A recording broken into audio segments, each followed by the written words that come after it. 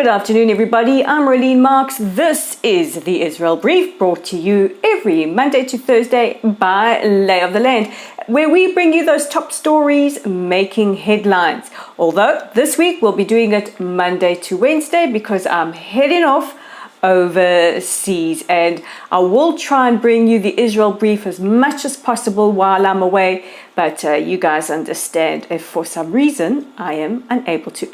So let's get into those top stories, and we begin with news that this morning the Israeli army, the police and the Shabak released a joint statement saying they had captured 2 Palestinian suspects in connection with the deadly terror attack yesterday on Route 60 just outside of Hebron, which saw 40-year-old kindergarten teacher Batsheva Nigri brutally murdered.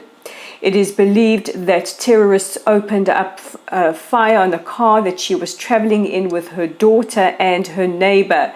The forensics said that at least 22 bullets had been sprayed at the car, and it's an absolute miracle her daughter wasn't harmed. The neighbor that was driving them is still in serious condition. Meanwhile, Brigadier General Yehuda Fox, who is the commander of IDF forces in the West Bank, said that the IDF will be strengthening their battalions from 13 to 23, and that right now we are in the midst of one of the worst waves of terror. He also went on to say that what many people don't know is how many terror attacks the Israeli Defense Forces and security forces stop on a daily basis. Meanwhile, Prime Minister Netanyahu and Defense Minister Yoav Gallant visited the site of the terror attack and said that Iran is behind these terror attacks.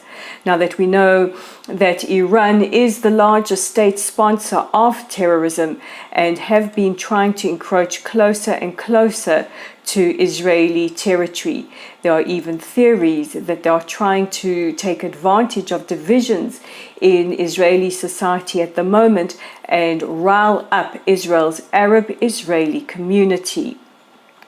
Meanwhile, the armed wings of Mahmoud Abbas's Fatah party claimed responsibility for yesterday's terror attack.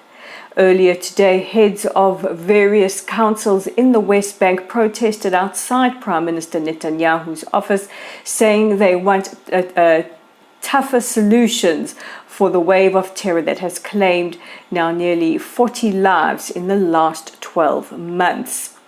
Last night, Batsheva Nigri was laid to rest in the cemetery in Efrat. May her memory be blessed, and may Hashem comfort her children and her many loved ones. Israel's High Court announced earlier today that they will not be delaying the hearing on the reasonableness standard. This is the very, very controversial clause in the overhaul clause that was passed just several weeks ago, leading to widespread protests, and also several in the ruling Likud party saying that they can no longer unilaterally support Justice Minister Yariv Levin's plans. The High Court said that they will allow for additional arguments, and they will delay the ability for respondents to argue. They are due to meet on the 12th of September, and for the first time an unprecedented meeting of all 15 of Israel's Supreme Court justices will sit and deliberate the reasonableness standard and also the amount of objections that have been filed against it. Prime Minister Netanyahu hasn't confirmed or denied if his government will comply with any rulings of the High Court. However, it has caused consternation between the National Security Minister and his police force, as the police chiefs say they will comply with the law. The Shabak, the Mossad and the IDF have also said they will follow whatever is the law. Now, this is understood to mean they will follow whatever the High Court ruling puts across, and National Security Minister Itamar Ben-Gvir, who is extremely polarizing, said that it is the government, not the High Court, that makes the law. Meanwhile, Simcha Rothman, believed to be one of the architects of the overhauls, has said that he hopes that the High Court is not pushing Israel towards a constitutional crisis. 15 Palestinians were wounded in clashes on the border with Israel last night.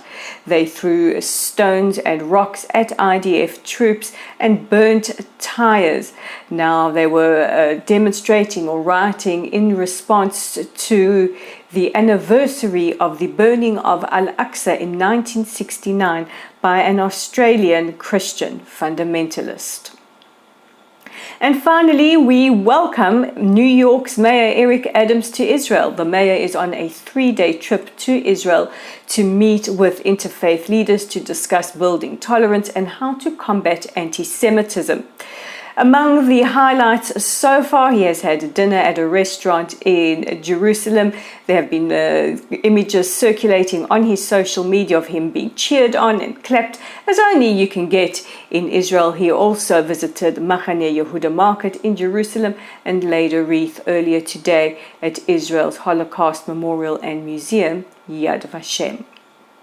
And that brings me to the end of today's edition of the Israel Brief. Don't forget to check out our website at www.layoftheland.online. We've got a whole lot of new articles, and also we have all our archived articles.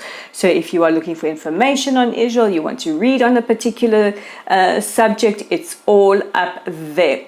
Our Facebook page is at Lottel Site. If you haven't joined our growing community, please consider liking, sharing, and subscribing. Our YouTube channel is at the Israel Brief. Mwah! Welcome new subscribers. If you haven't already subscribed, please click on the red subscribe button, and we're on Twitter at Lay of the Land of 5. I'm Arlene Marks. We're sweltering here in Israel with the heat and the humidity, and I will see you again tomorrow.